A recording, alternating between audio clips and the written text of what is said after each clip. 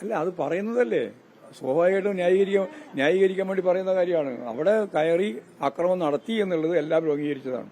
പിന്നെ ദൃശ്യം നിങ്ങൾ നോക്കിയാൽ മതി, നല്ലപോലെ സൂക്ഷിച്ച് ദൃശ്യം നോക്കുക, അപ്പോൾ മനസ്സിലാവും. ശരി, പറ. എന്താ ചോദിക്കാൻ കാരണം? അക്രമികൾ വന്ന് ആക്രമിക്കുമ്പോൾ ആ ആക്രമത്തെ മുഴുവൻ ലോകത്ത് എവിടെയെല്ലാം എന്തെല്ലാം സംഭവം നടന്നിട്ടുണ്ട്? അവിടെയൊക്കെ പോലീസ് ഉള്ളതുകൊണ്ടാണോ സംഭവം നടക്കുന്നത്? ഇത് ബോധപൂർവ്വം ഒരു ക്രിമിനൽ ആക്ടിവിറ്റീസാണ് നടത്തുന്നത്. ക്രിമിനലിസമാണ് സംഘടിപ്പിക്കുന്നത്, ഗുണ്ടായിസാണ്. ആ ഗുണ്ടായിസം നടത്തുന്ന ആളുകൾ അവിടെ നിന്ന് ഇവിടെ നിന്ന് ഒളിവിലിരുന്ന് കയറി വരികയാണ്. ഒന്നാമത്തെ വെച്ച് വന്നു, രണ്ടാമത്തെ വെച്ച് വന്നു, അങ്ങനെ 2 ബാച്ചായിട്ടാണ് വർക്ക് ചെയ്തിട്ടുള്ളത്. അതിന്റെ ഭാഗമായിട്ടാണ് പ്രശ്നം ഉണ്ടായത്. ആ പ്രശ്നം ഉണ്ടായി എന്നുള്ള സത്യമാണ്. പിന്നെ ആക്രമിക്കാൻ അത് അവിടെ പരിശോധിച്ചോട്ടെ, ഞാൻ പരിശോധിക്കേണ്ട കാര്യമില്ല. അത് വിട്ടു. അത് ഒരു വെല്ലുവിളി വിളിക്കാനില്ല. വെല്ലുവിളി വിളിക്കാൻ, അതായത് ദൃശ്യങ്ങൾ നമ്മളെന്തിനാ വരച്ചു വെക്കുന്നത്? എല്ലാവരും കണ്ടതാണല്ലോ. പകൽ വെളിച്ചം പോലെ ആക്രമിക്കുന്നതിന്റെ കാര്യം മുഴുവൻ ആളും കണ്ടതല്ലേ, മനസ്സിലാക്കിയല്ലേ. പിന്നെ അതിന്റെ ഭാഗം നിങ്ങൾക്ക് വ്യക്തത ഉണ്ടാവില്ല.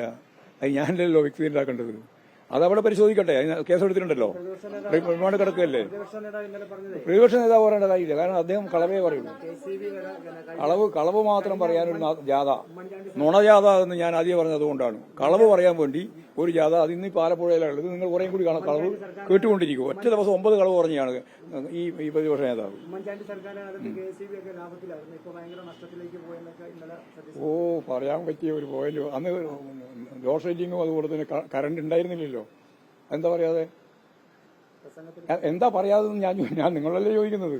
അതായത് 10 കൊല്ലം ഇടതുപക്ഷ ജനാധിപത്യ മുന്നണി ഗവൺമെന്റ് ഭരണം നടത്തിയ 10 വർഷക്കാലം എന്റെ വീട്ടിൽ കറണ്ടില്ലാതെ പോയി, അങ്ങനെ ഇങ്ങനെ പോയി, കറണ്ട് കട്ടായിരുന്നു, ലോഡ് ഷെഡിങ് ആയിരുന്നു എന്ന് ആരെങ്കിലും പറയുന്നുണ്ട്? 10 കൊല്ലം ഈ 20 വയസ്സുള്ള ഒരു ചെറുപ്പക്കാരനോട് ചോദിച്ചു നോക്ക്. 10 കൊല്ലത്തിന്റെ 20 വേണ്ട, 30 വയസ്സുള്ള എടുത്തു. കാരണം അപ്പോൾ 20 കൊല്ലത്തിന്റെ ഒരു ഓർമ്മ വേണമല്ലോ, 20 വരെയില്ലേ. അതിനുശേഷമുള്ള 10 കൊല്ലക്കാലം എന്തായിരുന്നു ഇത്രന്ന്? കേരളത്തിന്റെ ചരിത്രത്തിൽ ഇതുപോലെ 10 വർഷക്കാലം ഇലക്ട്രിസിറ്റി കൈകാര്യം ചെയ്ത ഒരു അനുഭവം കേരളത്തിലെ ജനങ്ങളെ സംബന്ധിച്ചിടത്തോളം അറിയില്ല. അതിന് മറുപടി പറയട്ടെ. ആദ്യം ഇതെല്ലാം ഒരുക്കുന്നതിന്റെ ഭാഗമായിട്ട് എന്തൊക്കെയാണോ വേണ്ടി വന്നത് അതൊക്കെ ഗവൺമെന്റ് ചെയ്തിട്ടുണ്ട്, ഇനിയും ചെയ്യും. അപ്പൊ ഇത് മനസ്സിലായോ? ഇത് ഇക്കാര്യത്തിൽ പ്രശ്നമില്ല. പ്രതിഷേധം നടന്ന ആ സാഹചര്യത്തിൽ അല്ലെങ്കിൽ അവിടെ വെച്ച് മന്ത്രിക്ക് ഏതെങ്കിലും തരത്തിൽ പരിക്കില്ല. അവർ നടന്ന് 3ാമത്തെ പ്ലാറ്റ്ഫോമിലെത്തി. അതിനുശേഷം മുഖ്യമന്ത്രിയുമായി ഫോൺ സംസാരിച്ചു. അതിനുശേഷമാണ് ഈ വേദന പറയുന്നതും പിന്നീട് ശാരീരിക അസ്വസ്ഥതകൾ ഉണ്ടാകുന്നതും എന്നുള്ള വ്യാപകമായ പ്രചരണം സോഷ്യൽ മീഡിയയിൽ അടക്കമുണ്ട്. പ്രതിപക്ഷം നടത്തിയ അക്രമത്തെ മൂടിവെക്കാൻ വേണ്ടി ബോധപൂർവമായ കള്ളപ്രചാരണം നടത്തുകയാണ്. അത്രയേ ഉള്ളൂ. ആസൂത്രിതമായ ഗൂഢാലോചന ഉണ്ട്.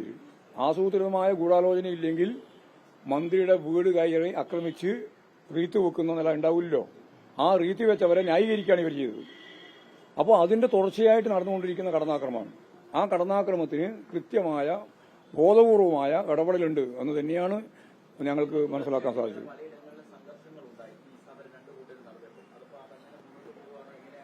അല്ല, സമാധാനപരമായ രീതിയിൽ ഞങ്ങൾ സംഘർഷം ഉണ്ടാക്കാൻ ഞങ്ങൾ ഉദ്ദേശിക്കുന്നില്ല.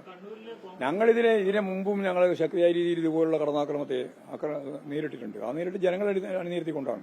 അതുകൊണ്ട് ജനങ്ങളെ അണിനിരത്തി ഇത്തരത്തിലുള്ള തെറ്റായ പ്രവണതയെ ശക്തിയായിട്ട് ജനങ്ങളുടെ മുമ്പിൽ തുറന്നു കാണിച്ച് അതിനെ പ്രതിരോധിക്കുക എന്നുള്ളത് മാത്രമേ ഉദ്ദേശിക്കുന്നു.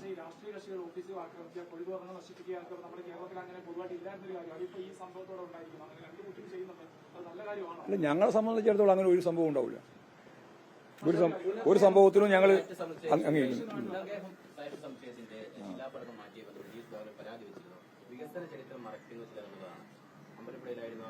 ശരി. നിബന്ധന എന്തെങ്കിലും മാറ്റം ഉണ്ടാവും?